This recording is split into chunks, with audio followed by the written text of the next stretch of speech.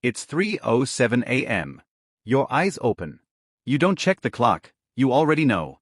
Your body has memorized this time. The house is silent. The air feels heavy. And there it is again, that pressure in your bladder that refuses to be ignored. You slowly sit up, frustrated, thinking, why does this keep happening? If you're over 60, this may not be an occasional disturbance. It may be a nightly routine. Once, twice, maybe 3 times. And every time you crawl back into bed, your sleep gets lighter, more fragile, harder to recover. Most people accept it. It's just aging. It's my prostate. It's a weak bladder. But what if I told you something surprising? For many people, the real reason you're waking up at night has less to do with your bladder, and more to do with gravity. More to do with circulation. More to do with what your legs are doing all day long. And once you understand this, you can begin correcting it, naturally, safely, and without complicated interventions. Stay with me, because what you're about to learn may completely change the way you think about nighttime urination. Let's start with a simple observation. During the day, you might go hours without needing the bathroom. But the moment you lie down at night, suddenly your kidneys decide to become extremely productive. Why?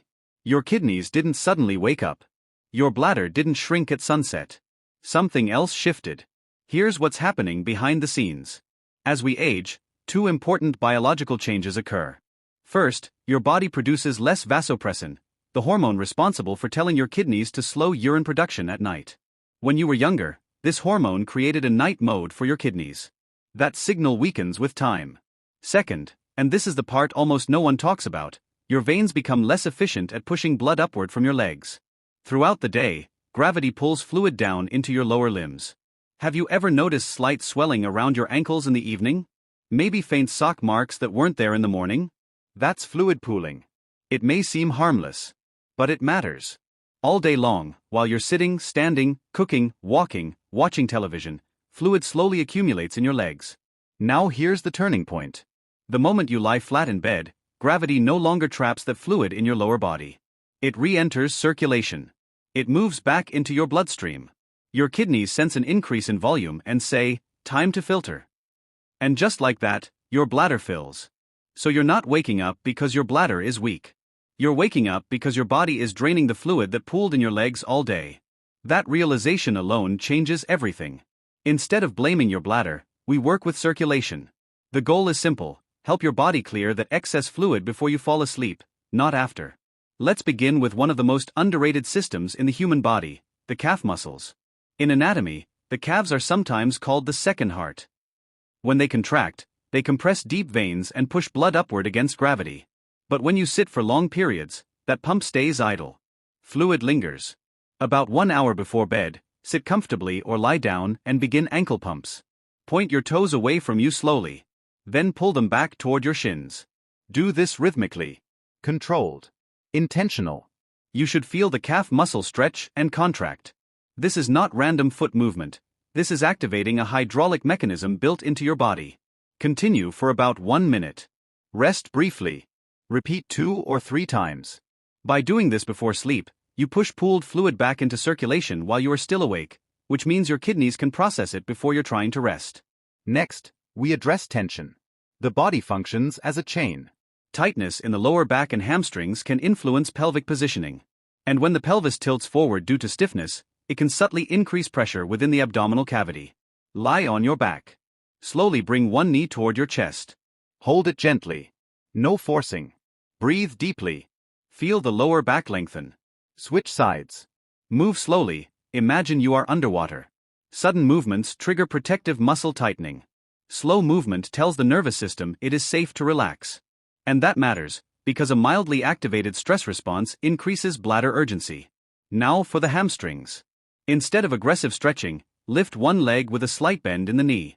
Gently extend the heel upward until you feel mild resistance, then release. Think of it as a glide. This mobilizes tissue without irritating nerves. When hamstrings loosen, the pelvis settles into a more neutral position, reducing subtle mechanical pressure around the bladder. Now let's talk about something surprising: the pelvic floor. Many people assume nighttime urination equals weakness. But sometimes the problem is the opposite: excessive tightness. A tight muscle cannot function optimally. Lie on your back.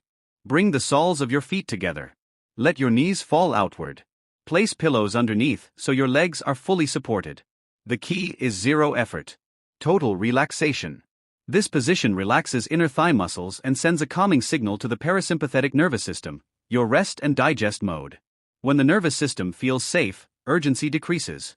Now we move to the most powerful step in this entire routine: leg elevation combined with diaphragmatic breathing. Raise your legs so they are higher than your heart.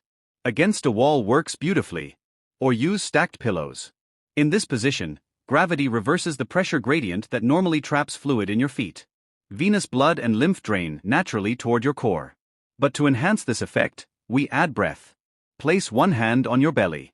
Inhale through your nose for 4 seconds, letting the abdomen rise.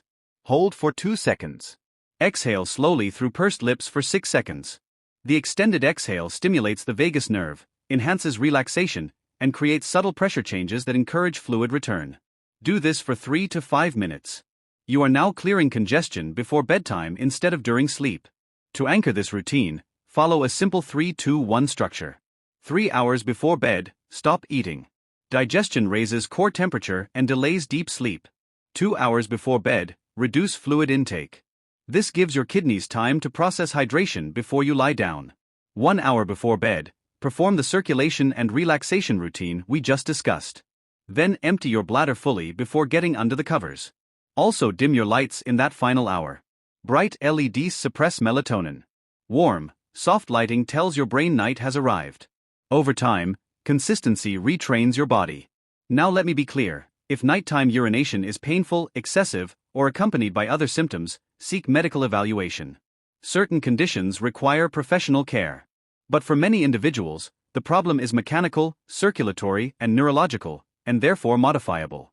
You are not powerless. You are not broken. And this is not simply old age. It is physiology. And physiology responds to alignment. Tonight, instead of dreading 3 a.m., take control at 9 p.m. Prepare your body. Move fluid intentionally. Calm the nervous system.